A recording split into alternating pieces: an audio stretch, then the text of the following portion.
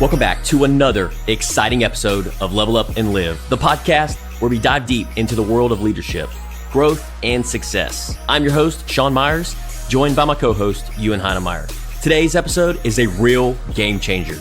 We're diving into a topic that can make or break a team, an organization, or even a movement. It's all about leadership styles and the impact they have on those around us. So buckle up as we explore the humble leader versus the arrogant leader. Which one are you? It's time to reflect on our own leadership approach, learn from others, and most importantly, understand how these styles can shape the future of our teams and the success of our endeavors. But before we dive in, make sure you're subscribed to Level Up and Live on your favorite podcast platform so you can never miss an episode. And if you find our discussions valuable, take a moment to leave us a review. Your feedback fuels our journey of growth and improvement. As we navigate through the stories, examples, and insights today, consider which type of leader resonates with you. Are you the humble leader, fostering collaboration and empowering your team? Or perhaps, are you recognizing some traits of the arrogant leader and it's time for some self-reflection? Let us know your thoughts by sharing this episode with your fellow leaders and tagging us on social media. We love to hear from your perspective. I'm a terrible leader. How many times do you hear that from an actual leader who sits and thinks and be like, man, you know what? I just really suck at this, and nothing's going the direction I want it to go, and it must be me. That's a rare comment. The irony of this statement is that a good leader would actually say the words, maybe I'm not a good leader. That's the first key, is exploring the possibility that maybe you might be wrong. And I'm not just talking about business. I'm not just talking about maybe leading friends or a sports team. I'm talking about your family, your relationship with your church, your wife, your kids, your husband. Leaders, everyone is a leader in some area of their lives. And you can determine whether you're good or not with the response and the reactions from other people in your life. So today we want to discuss that, what it looks like, because it's very subtle. Again, no one says to themselves, I'm a terrible leader. It's just not, we don't think that. We're biased, and that cannot be true. We all have areas to work on. But it's so important because it impacts the people you're around. And when they go off to go do their thing with the next person, your impact has impact on that person, even though you don't know them. It knocks on. And Sean has mentioned this many times in previous episodes, his story, his origin story, where he had a period where being a boss was very difficult. He even called himself a terrible boss at one point. I don't know. I wouldn't say terrible, but he says that it was very difficult. And he did the self-reflection. He must have said to himself at some point, things are not going well. I'm seeing the response. I'm seeing the results, and they're not what I want. People are doing this, and that's an indication that something must be going on over here. So without further ado, I've said all that. Like, when I'm saying this, Sean, what's hitting you there, and what we can get into? Yeah, so a lot of things. I mean, I think leadership is everything. And then over the years on building these businesses and companies and having team members and employees come and work for me, it's really forced me to level up quickly. Because if not, then what ends up happening is employee turnover, people despising or almost. Wow, that word right there, that's a heavy word. Yeah. What makes you say that? Well, and just internally, right? And so if I was the leader that was like, it's my way or the highway, right? And so to a certain degree, because I had the one track mind, like I thought I knew best, then I would just dismiss everybody's ideas around me, right? That would bring up stuff. You just picture this, everyone's been here. First off, no one is just an amazing leader right off the bat, right? I mean, even people who are, it's just natural to them, maybe they are great leaders. At some point, they must have dealt with what you just said, right? Like where you're just not going to hear what someone else says. And can you think of some moments, and I'll share mine too, of when you just didn't listen, and you almost see that, I don't know if you call it the look in their face or the their body language or the tone? Like, what do you feel? Like, what have you felt in those moments? Do you remember how people are? Or I'm very curious what you're about to say. I'm looking at your face. I'm looking at his face right now. Man, reflecting back, there was one event that popped up. I'm sure there's been dozens. And, what's interesting is I'll probably have team members listen to this and people in my life. It's going to be the biggest commenting episode ever. I love it, though. But the cool thing is they all tell me to this day, like, I've done a complete I've seen it. I've seen it as your best friend. Like, I mean, it's been inspirational. It really has been. Thank you. I appreciate that, man. So, there was one instance where I had this awesome lady. I've had some awesome people work for me, man, at the insurance company. And just to give some context, so I'm 36 and my first business has been open for 9 years, which is incredible. That's crazy. Which is cool because most businesses fail within that 8 years. It's going to be 10 years, man. And I contribute to my team, right? Wow. To my team, awesome customers. Shout out if you're listening to this. It's all because of you, not because of me. And so this was probably 5 years ago. And when I remember having these meetings with these awesome team members, I'll leave her name out just in case, for privacy. But I remember she was awesome. She was fantastic. She did everything. She was like by the books, like probably one of the best employees I've ever had. I had ever had. I've never heard this story. You never told me this. And she was just a go-getter. She would show up early. She would leave late. And she would work through lunches. She would do whatever it took to get things done. And reflecting back, it just makes me sick thinking about it, because in those moments, even though she was working hard, I knew I was working hard, but it was my expectation. It was almost like, because, and it was my business, right? And so it was almost my expectations, like, you should be working harder than me. Wow. And it makes me sick thinking about that and saying that, because that's not the case, right? You hear that a lot, that owners of businesses or people who have a portion of ownership in a company, and they may look at their employees and be like, why are they not working harder? Why are they not putting in the effort? Well, it's not their baby, right? Like, they're not rocking it like they've created this thing. When you see someone else's child, you're like, oh, there's a great little child. Probably have fun with them. You play around because you know how to play with kids. But it's not your kid. They're not coming home with you, so you're clearly not as intentional with that kid as you are with your own. And I see that comparison when you don't have that ownership in a business. Yes. Like, you may love it. You're going to follow that leader. You may even bleed the color of that company, but it's still not yours. And you'll never have those intense nights and thoughts that the owner does. So it's an impossible expectation. And that's what I heard right there, was like, you were expecting, like she owned it up to your level. Yes. Like it was almost her business, but it wasn't. And so so what did you get out of that? Like, realizing that?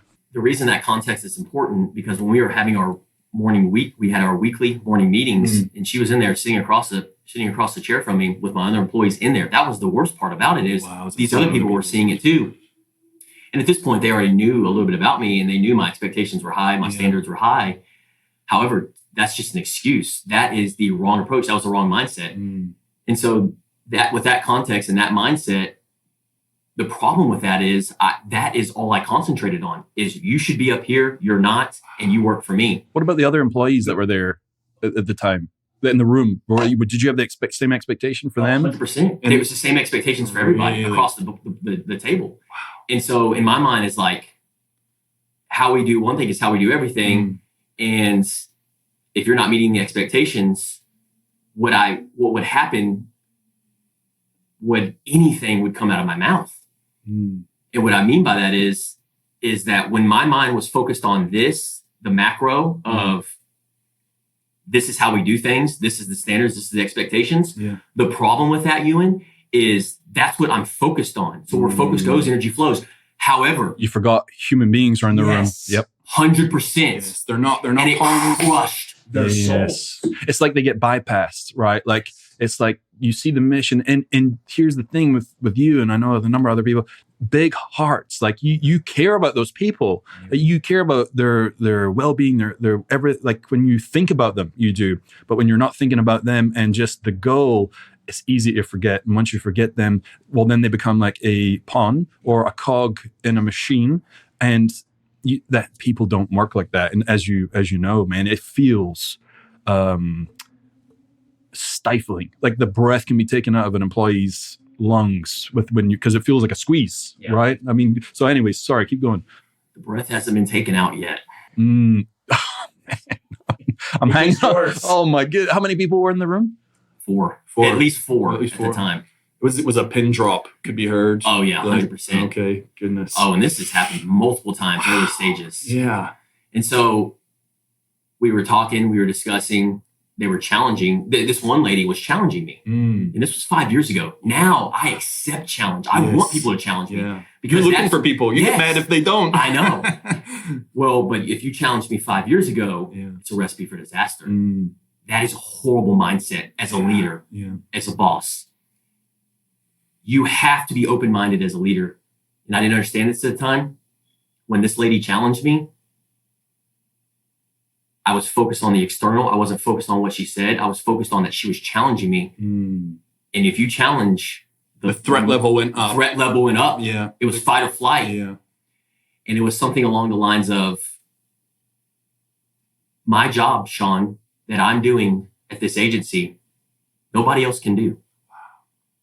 I said, I'm going to argue with on that to be replaced by a VA. Dude. Those words came out of my mouth. Yeah. And I remember as soon as I said it, my heart and soul dropped. And I didn't know it at the time. Subconsciously, I was like, this is not what it should look like. No. But I didn't know any better. Yeah. I didn't have You don't anybody. know what you don't know. I didn't know what I didn't know. I feel like I never had somebody to mold with good leadership. Yeah. You know, like what did it look like? What did that role model and that leadership look like? What did those conversations look like? Humility, right? Yeah. And I didn't understand all this at 30, 31 years of age.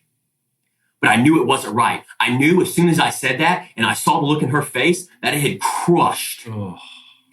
And it crushed me when I had said that. And so now it fuels me inside to live out my life and be a role model in the leadership space because there are people out there doing that right now. Yeah. They're doing that right now, saying those things. It's not what you didn't want to say it. It just happened to come out because you didn't have that toolbox or the emotional IQ at the time to handle that situation. You just knew what you knew. And so there's a lot of leaders out there who probably still do that and are not, you care, you actually care. And so that you hated that moment. There's a lot of leaders out there that might not even care yet, until they start seeing, well, here's a good segue. What was the result of all this, Well, and you have to understand at 31, even though it was still young to be leading. This was 5 years ago, right? But in the moment when I said that, for a split minute, I was like, that wasn't good. I shouldn't have said that. I never corrected course and I never said, I'm sorry. I should not have said that. Yeah. That's a problem. Yeah. So she went away, walked away with her tail between her legs. Think about what that did with them. Never resolved. And so the biggest key ingredient component now that I realize is like, we as human beings, we're going to say stuff that we don't mean, right? Or maybe we do mean it. I don't know. But if it comes out of your mouth, you need to do two things. You need to, one, apologize and say what you're going to do moving forward. Yes. Right? And this is what I try to work on. Or take a minute before you want to say that. Yeah. And say, hey, let's postpone this meeting. Whatever the bait. Yeah. Because I think I was flying off emotions. Yeah. Yeah. Self-awareness. But if I would have had the self-awareness. Yeah. That wouldn't have happened. Let's take a break. And come back. Yeah. And so I think it's just knowing oneself, because I think we as leaders and business owners, we get all this pressure in these different angles. Entrepreneurs, business owners, leaders. Mothers and fathers. Yes. Right? Husbands and wives. It's the same thing. Same thing. Right? Because you're getting in these pressured environments. And so we're flying off the seat of our chairs with our emotions, with the flight or fight, how we feel, and we say things we don't mean, but we can't take back. Yeah. Because the other employees around the table, once they saw that she did that, they're never going to speak out. Right. Even though they might be feeling it inside, what is that? That's a pressure cooker. Yes. Like just ready to pop, or they're going to leave because if they don't like what's going on or there's an issue going on and they saw what happened last time to that person, well, they're certainly not going to speak out. So there's no outlet. Yes. They just feel the squeeze. They feel like there might be that cog or that pawn trying to get a result, and they're going to check out. You're not going to get that best out of them. Exactly what happens. They check out. Yeah, they check out. So that, to answer your question on what happens, is they check out. Maybe not that day, maybe not the next day, maybe not the next week, but over time, they will end up checking out and they'll leave. Well, I think what's important to discuss here is that when you said, oh, you know what, a VA could replace you, your thought process there was there an element of this? It's a very skewed element, but, this will motivate them. They better get going. It's like a fear-based, if you don't, I could replace you, so you better get the job done type thing, or what was it? The context was, it was coming from a place of what I'm doing, be grateful for. Yeah. Because if you're not, you better be grateful for it. Type of situation. I'm like, well, yeah, and then instead of like, you're right. Yeah. I said, I'll just get a robot to replace it, which was the wrong. Which is how you must have viewed it, right? And so they're getting treated like a robot, like a cog in a wheel. We've talked about this in previous episodes. Yeah, and what's interesting is that it's one thing to not say it, but you can't even as a good leader, you can't even think it. Yeah. It's not good enough to just not. Well, I don't say those things to them. I know I believe that could replace them, but that wouldn't be good. If you can't hide what you truly believe. It will come out in your tone, your energy, your vibe. It comes out. So you have to not just change the way you show up with your words and everything, but it's got to be the belief. Because your belief in what you do now, you don't even have to say anything. You can say all the wrong things in all the wrong ways, but your belief that what you're saying now is that you do listen and you have their backs. Even if you said it wrong, they know what's going on. They know the score. That's beautifully said. It's such a beautiful place to be in. It's a lot of sleepless nights, hard work behind the scenes, and just a huge shout out to the people on my team, right? Yeah. We've talked about this before behind the scenes, because it really does come down to like the mutual respect, the mutual understanding. And now I've shifted from that arrogant leader that thought he knew it all to dismissing ideas, not collaborating. Yeah. Collaboration. With that, you said if you'd had someone to lead and show you, you would have seen it and probably adopted, because you do, whoever you hang around with or whoever you look up to, you kind of do those things. Or you're either going to learn humility from someone, or you're going to learn humility through pain, which is the suffering of your business, right? Things aren't going that well. So you get forced to be humble, to have that humility. Like you had to learn it through all the negativity. So it's one way or the other. And that goes to speaking to someone that might be resonating on the side where, man, I'm not acting the way I should. The humility, the openness, the letting go, not squeezing, is letting go of control is actually giving you the control that you actually want for the end game. We think if we squeeze hard, we'll get the result. But who wants to be squeezed? No one. And so how do you get the result? I think that's the problem. People don't know how to get the result because they haven't got the toolbox yet. And you went to town and figured out what that toolbox is. And then we were talking about this earlier. You create spaces for people to be their best version. You don't tell the who how. No, you got the who because they already know how. You just tell them, this is what I want. I'm not going to tell you how to do it. Why would I do that? If I needed to tell you how to do it, you probably aren't the right person I needed to get, or I might be stifling an even better result because I got you because you're so good at that thing. I'm not good at that thing, so why would I tell you how to do the thing that I don't even want to do myself? You're perfect for it. This is the result. It's all you need to know. Go get it. Free. You are free to be. Yes. And if you got something to bring to the table, I'm all ears. Right? That's the place I want to be. As opposed to no, you need to do it just like this. You step out of line, trouble. And you fight me on it, slap of the hand, right? That's then they check out, There's two ways to look at it from a leadership standpoint. What I've learned in my leadership in the last decade, the first way is when I was having those conversations, it was because that's all I knew. I wanted my expectations, my standards. This is my way or the highway. That is all. And I saw that, Ewan, transition into all walks of life. Friends, family, relationships. Yeah. And now the other way I look at it is I'm more self-reflecting, I'm more aware, and I'm more intentional about how can I serve you? Yeah. What can I do to serve you today? Have you noticed every husband and wife bickers? That's if you say you don't, then you're lying. But what is true is that to me, a major indication of great relationship and humility and great leadership on both sides is the lack of bickering and the increase of understanding and dropping the ego. And so, to me, have you noticed that over time, like the bickering between you, because you're on the same team now, right? Like if they trust you, they're not going to bicker with you. And you have to work on yourself to get to that place of where they trust you so much that they can mess up and not feel like they're about to get scolded, right? As a leader, have you noticed with you and Kendra that there's less bickering? I'm just curious, like, have you seen that? Yeah. So with us, like, it's funny because me and Kendra talk about it all the time, like about the smallest little things. Like, it's not big fights. Like you hear of the yelling and the escalation, drama. the yelling, and then fight, but what do they argue about? Right. That's what fascinates me is it's about getting squeezed from finances. It's never about the argument. It's never about the argument. They're like, why'd you leave the dishes dirty it's not about the dishes.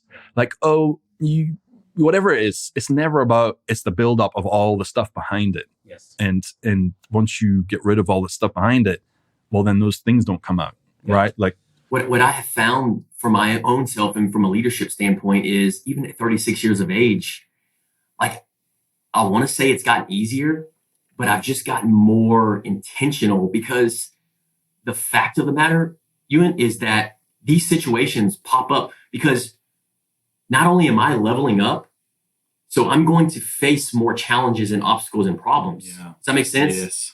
Because I'm not staying at the same level. So when you level up and when you become, whether you scale a company or you bring on new challenges within your marriage, whether that may be new goals, new vision, whatever that may be, you're leveling up your marriage. And so for me, it's these other levels and being intentional about it. So to answer your question, like with bickering, it's like, if something like that pops up, we do everything in our power to recognize it within that moment. Yes.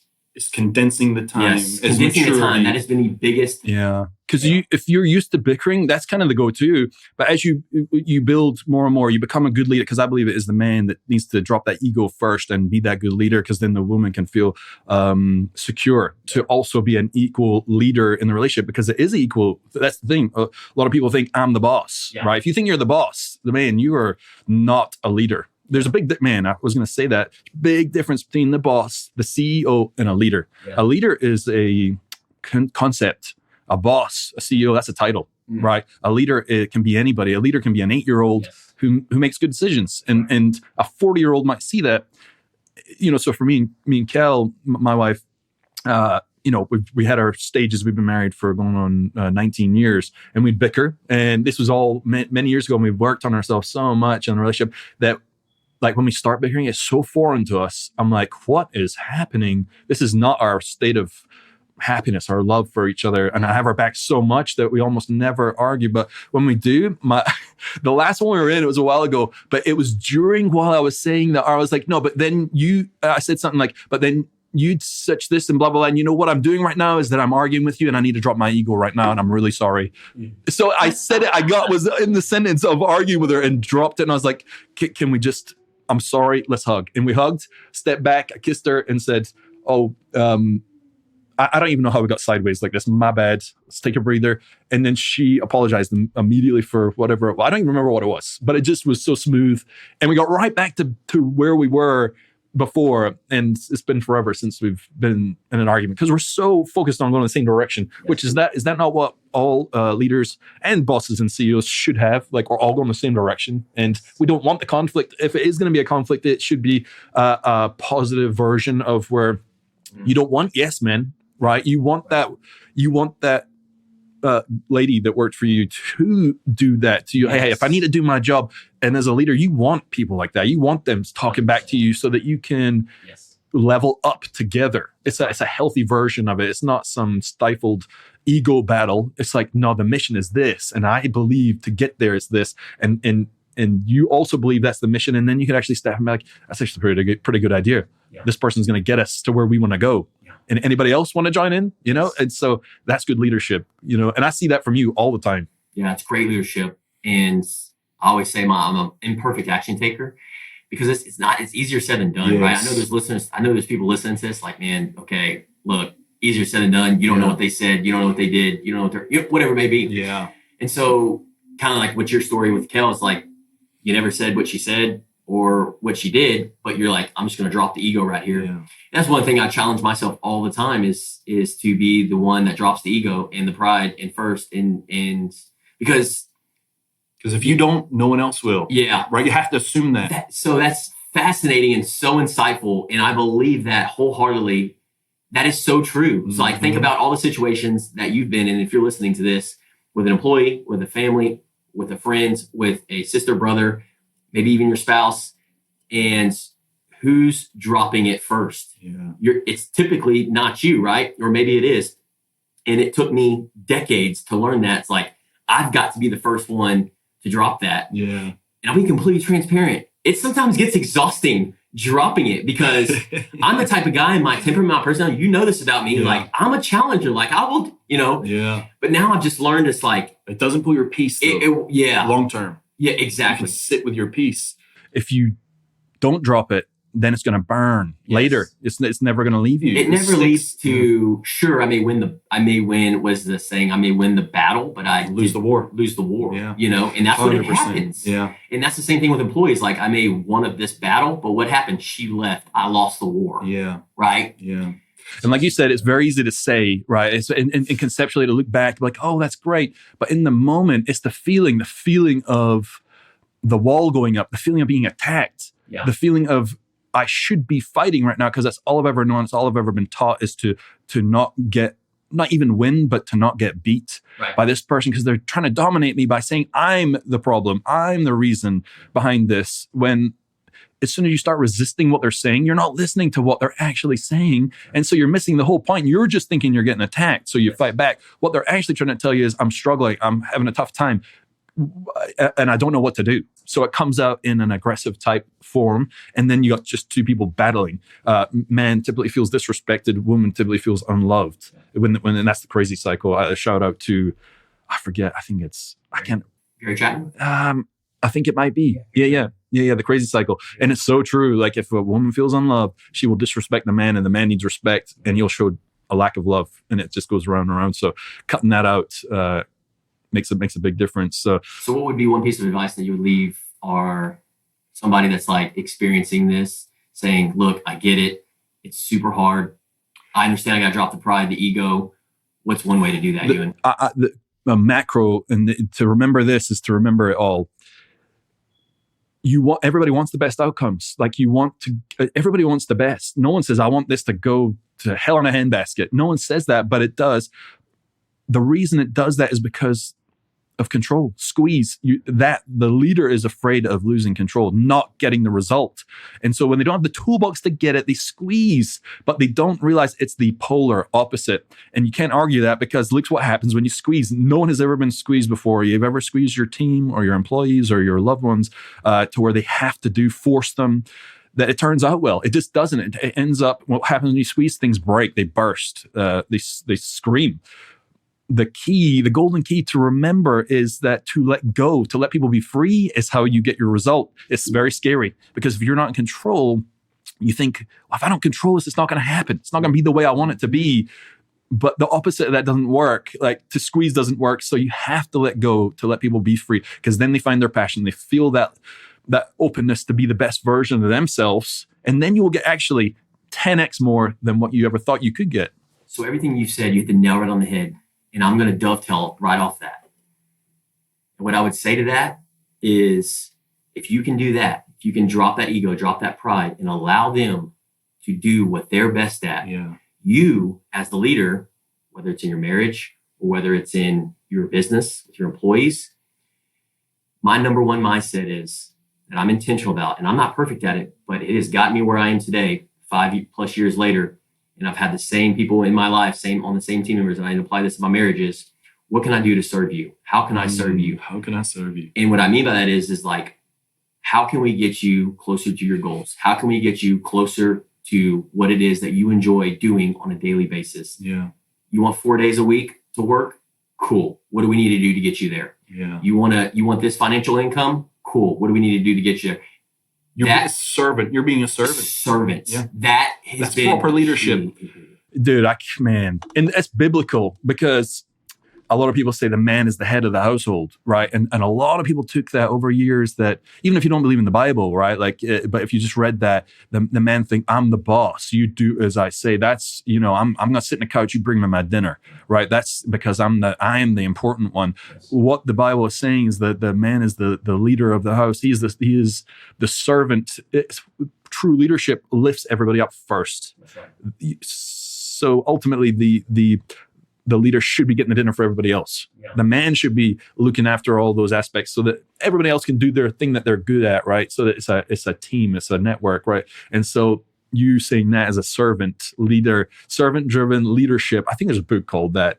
When you look that up, servant-driven leadership, and it's the only way to lead. There is no other form of leadership. There's that or tyrant. Yeah. And how well does it work out for tyrants?